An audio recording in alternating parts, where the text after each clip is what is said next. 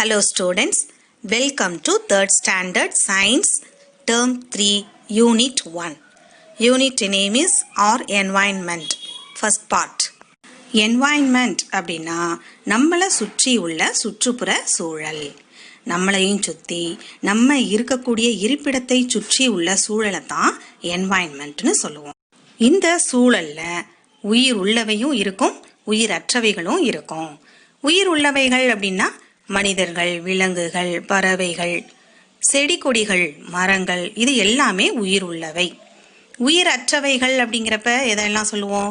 நம்ம விளையாடக்கூடிய விளையாட்டு சாமான்கள், மோட்டார் பைக், கார், பில்டிங், இது எல்லாமே உயிர் அற்றவைகள். இந்த பாடத்துல நம்ம உயிர் உள்ளவற்றை பத்தியும் உயிரற்ற பொருள்களை பத்தியும் அது ரெண்டுத்துக்கும் இடையில் உள்ள வித்தியாசங்களையும் படிக்க போறோம். Yazhini and her friends are going to school with her father. யாழினியும் யாழினுடைய ஃப்ரெண்ட்ஸுங்களும் யாழினியோட அப்பா கூட சேர்ந்து ஸ்கூலுக்கு போய்கிட்டு இருக்காங்க. அங்கே போகிற வழியில் ஒரு கான்வர்சேஷன், ஒரு உரையாடல் நடக்குது. ஃபர்ஸ்ட் யாழினி கேட்குறாங்க, hey, look at the parents, where are they going daddy? அங்கே பாருங்க, அங்கே நிறைய கிளிகள் பறந்துக்கிட்டு இருக்கு, இதெல்லாம் பறந்து எங்கே போகுது டாடி அப்படின்னு கேட்குறாங்க. Father, they are flying towards the pond. Now they will settle on the trees. இந்த பறவைகள் எல்லாம் குளத்தை நோக்கி பறந்துகிட்டு இருக்கு. இப்போ அது எல்லாம் அந்த மரத்துல போய் உட்காரும். Fathima, uncle uncle, can you please take us there? அதாவது ஃபாத்திமாங்கிறது யாழினியோடைய ஃப்ரெண்டு. அவங்க கேட்குறாங்க, அங்கிள் எங்களை அங்கே கூட்டிக்கிட்டு போறீங்களா? Stephen, yes uncle, shall we go and have a look at them? ஆமாம் அங்கிள், நம்ம அங்கே போய் பார்க்கலாமா அப்படின்னு ஸ்டீஃபன் கேட்குறாங்க. ஃபாதர், ஓ எஸ், போகலாமே அப்படின்றாங்க அவங்க அப்பா. They are walking towards the bond. அந்த பாண்டு, அந்த குளத்தை நோக்கி எல்லாரும் நடந்து போய்கிட்டு இருக்காங்க.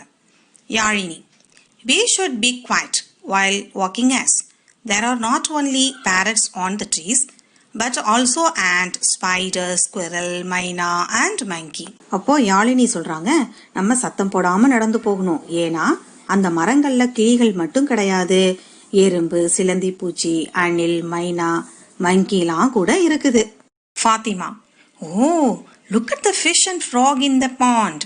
ஐ can see a turtle too. அந்த குளத்துல பாருங்க, மீன், தவளை, அது மட்டும் இல்லாம ஆமை கூட இருக்குது அப்படின்றாங்க Fathima. Father, yes, see how they live in the same place depending on one another. அவங்க அப்பா சொல்றாங்க, பாருங்க, வேற வேற உயிரினங்கள் ஒரே இடத்துல சேர்ந்து ஒருத்தரை சார்ந்து வாழ்ந்துகிட்டு இருக்காங்க. Stephen, see there, goat and cow are grazing near the pond. அங்க பாருங்க, ஆடு மாடெல்லாம் குளத்துக்கு பக்கத்துல மேய்ஞ்சுகிட்டு இருக்குது அப்படின்னு ஸ்டீஃபன் சொல்றாங்க. Father, children, we are getting late. We shall go to school. Children, yes uncle, thank you very much for showing us this beautiful place. ஆமா அங்கிள், ஸ்கூலுக்கு போக லேட் ஆயிடுச்சு, இந்த மாதிரி ஒரு அழகான பிளேஸை எங்களுக்கெல்லாம் காமிச்சதுக்கு உங்களுக்கு ரொம்ப நன்றி அங்கிள் அப்படின்னு எல்லா குழந்தைகளும் சொல்றாங்க. இது போல நம்மளும் நிறைய இந்த மாதிரியான அனிமல்ஸ், பேர்ட்ஸ், நேச்சர்லாம் நிறைய இடத்துல பார்த்துருக்குறோம், குழந்தைகள்லாம் பார்த்துருக்குறோம். இந்த மாதிரியான பார்க்கக்கூடிய ஒரு சூழ்நிலை, ஒரு சான்ஸ் நமக்கு கிடைக்கும் போது நம்ம அந்த வாய்ப்பை நழுவ விடாம பயன்படுத்திக்கணும். இது எல்லாம் நமக்கு நம்மளுடைய வாழ்க்கையில மகிழ்ச்சியையும் அனுபவத்தையும் தரக்கூடியதா இருக்கும். Let us try. Write the names of the animals that you see in the previous page picture. அதாவது பேஜ் நம்பர் 57ல பார்க்கக்கூடிய பிக்சர்ல என்னென்ன அனிமல்ஸ் இருக்கோ அந்த அனிமல் நேம்ஸ் எல்லாத்தையும் இந்த கோட்ல எழுதி பழகுங்க. Let us connect. Match the following sources with their products and uses. Sources அப்படின்னா ஆதாரங்கள். அதிலிருந்து நமக்கு கிடைக்கக்கூடிய பொருள், அதான் products.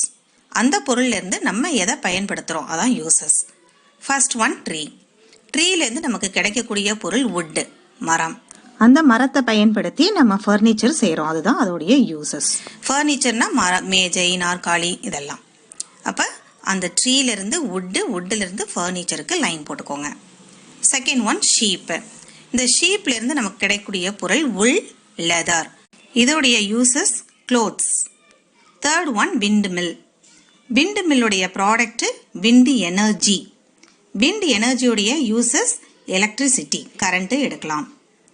Fourth one, planting.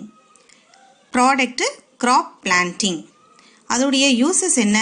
Food, நெல், கோதுமை இதெல்லாம் விளைய வைக்கிறது. லாஸ்ட் ஒன், பூமிக்கு அடியில் உள்ள தனிமங்களை எடுக்கிறாங்க. அதிலிருந்து நமக்கு கிடைக்கக்கூடிய ப்ராடக்ட் மினரல்ஸ், தனிமங்கள். அதனுடைய யூசஸ் ஜுவல்லரி, தங்கம், வெள்ளி இதையெல்லாம் நமக்கு கிடைக்குது. என்வாயன்மெண்டல் ஃபேக்டர்ஸ், அதாவது சுற்றுச்சூழல் காரணிகள். Our environment consists of everything around us. It has living and non-living things. We are surrounded by living things such as plants and animals, and non-living things such as water bodies, sunlight, air and land. சுற்றுச்சூழல் காரணிகள் அப்படிங்கும்போது உயிர் உள்ளவையும் இருக்கும், உயிரற்றவை. அதாவது living திங்ஸும் இருக்கும், நான் living திங்ஸும் இருக்கும். Living things அப்படிங்கும்போது பிளான்ட்ஸ் அண்ட் அனிமல்ஸ். உயிரற்றவை அப்படிங்கும்போது தண்ணி, சூரிய ஒளி, காற்று, நிலம் இதை எல்லாத்தையும் சொல்லலாம். The living and non-living things in our environment interact with one another. Our environment is a wonderful gift to us given by the nature. அதாவது உயிர் உள்ளவையும் உயிரற்றவையும் ஒன்றுடன் ஒன்று தொடர்புடையதாக தான் இருக்கும். இந்த சுற்றுப்புற சூழலானது நமக்கு இயற்கை கொடுத்த ஒரு அற்புதமான பரிசு. More to know. Environmentalist, a person who protects the environment. அதாவது என்வாயன்மெண்டலிஸ்ட் அப்படிங்கிறவங்க யாருன்னா இந்த சுற்றுப்புற சூழலை பாதுகாக்கிறவங்க எல்லாருமே என்வாயன்மெண்டலிஸ்ட் தான். As an environmentalist, you can volunteer to protect plants and animals. நீங்களும் ஒரு என்வாயன்மெண்டலிஸ்டாக இருந்து பிளான்ட்டையும் அனிமலையும் பாதுகாக்க செய்யலாம். Our environment has two main factors, biotic factors, abiotic factors. அதாவது நம்மளுடைய சுற்றுப்புற சூழல்ல இரண்டு காரணிகள் இருக்குது. உயிர் உள்ள காரணிகள், உயிரற்ற காரணிகள். Biotic factors. Living organisms in our environment are called biotic factors. Example, lion, plantain, dove, human beings. அதாவது நம்ம சுற்றுப்புற சூழல்ல உள்ள அனைத்து உயிர் உள்ளவைகளும் பயோட்டிக் ஃபேக்டர்ஸ். உதாரணமா சொன்னாக்க சிங்கம், வாழை மரம், புறா, மனிதன், இது போல இன்னும் நிறைய இருக்குது. அடுத்தது abiotic factors. Non living things in our environment are called abiotic factors. Example, air, soil, water, sunlight, temperature etcetera. அதாவது நம்ம சுற்றுப்புற சூழல்ல உள்ள உயிரற்றவை அனைத்தும் ஏபயோட்டிக் ஃபேக்டர்ஸ். உதாரணமா காற்று, மண், தண்ணீர், சூரிய ஒளி, வெப்பம், இது போல இன்னும் நிறைய இருக்குது. Difference between biotic and abiotic factors. உயிருள்ள உயிரற்ற காரணிகளுக்கு இடையில் உள்ள வேறுபாடுகள் என்னென்னு பார்ப்போம். பயோட்டிக் ஃபேக்டர்ஸ் அப்படின்னா லிவிங் திங்ஸ். அடுத்த சைடில் பார்த்தீங்கன்னா ஏபயோட்டிக் ஃபேக்டர்ஸ், அதாவது நான் லிவிங் திங்ஸ், உயிரற்ற பொருள்கள். First biotic factors, they can breathe and grow. உயிருள்ளவை அனைத்தும் சுவாசிக்கும், வளர்ச்சியும் அடையும். அதே ஏபயோட்டிக் ஃபேக்டர்ஸில் they cannot breathe and grow. இது சுவாசிக்கவும் செய்யாது, வளரவும் செய்யாது, உயிரற்ற காரணிகள். Biotic factors, they need food to live. வாழ்வதற்கு உணவு தேவைப்படும். Abiotic factors, they do not need food to live. இது வாழ்வதற்கு உணவு தேவை இல்லை. Biotic factor, they can feel. இதுக்கு உணர்வுகள் உண்டு. Abiotic factors, they cannot feel. இதற்கு உணர்ச்சிகள் கிடையாது. Biotic factors, they give birth to young once. இளம் உயிரிகளை தரும். Abiotic factors, they do not give birth to young ones. இளம் உயிரிகளை தராது. Do you know? Plants cannot move around like animals, but they grow and their shoots show movements towards the sun. So, the plants are also biotic factor. அதாவது மரம், செடி, கொடிகள் இதையெல்லாம் அனிமல்ஸை போல move ஆகாது. ஆனால் அதனுடைய தண்டு சூரியனை நோக்கி வளரும். அதனால மரம், செடி, கொடிகளும் உயிருள்ள காரணிகள். More to know. Amoeba is an unicellular organism. It has the ability to alter its shape It was discovered in 1755. Amoeba என்பது ஒரு செல்லால் ஆன உயிரினம். இதற்கு தன்னுடைய உருவத்தை மாற்றக்கூடிய திறன் உண்டு. 1755 வருடம் கண்டுபிடிக்கப்பட்டது. Let us try. Classify the following as biotic or abiotic factors. ஒரு காலம் கொடுத்துருக்காங்க இல்லையா, அதில் நிறைய ஃபேக்டர்ஸும் கொடுத்துருக்காங்க. பயோட்டிக்கா ஏபயோட்டிக்கான்னு பிரித்து நம்ம எழுத போகிறோம். பயோட்டிக் அப்படிங்கிறது உயிர் உள்ளது, ஏபயோட்டிக் என்பது உயிரற்றது. ஃபர்ஸ்ட் பயோட்டிக் ஃபேக்டர்ஸ் எல்லாம் எழுதிக்குவோம் one by one. First one plants, fish, elephant, peacock, cat, frog, man, lion. Next column abiotic. Chair, washing machine, book, glass, chalk piece, rain, watch, pen and water. Second one, think and answer. As wing goes to and fro, is it living or non-living?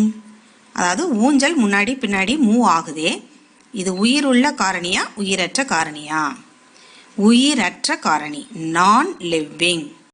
ஏன்னா ஊஞ்சல் தானா move ஆகுறது இல்லை, நம்ம அதை move பண்ணினாதான் அது move ஆகுது. அதனால ஸ்விங் நான் living. Second one, we get wood from trees which are the living things. A chair is made from wood. Is the chair a living thing or a non-living thing? மரத்திலிருந்து நமக்கு மரக்கட்டை அதாவது உட்டு கிடைக்குது. அந்த உட்டை பயன்படுத்தி நம்ம சேர் செய்கிறோம்.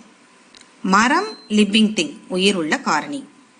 அதிலிருந்து கிடைத்த மரக்கட்டை, சேர், இது எல்லாமே நான் லிவிங் திங். ஸோ சேருக்கு நீங்கள் என்ன எழுதணும்னா நான் லிவிங் திங்னு எழுதணும்.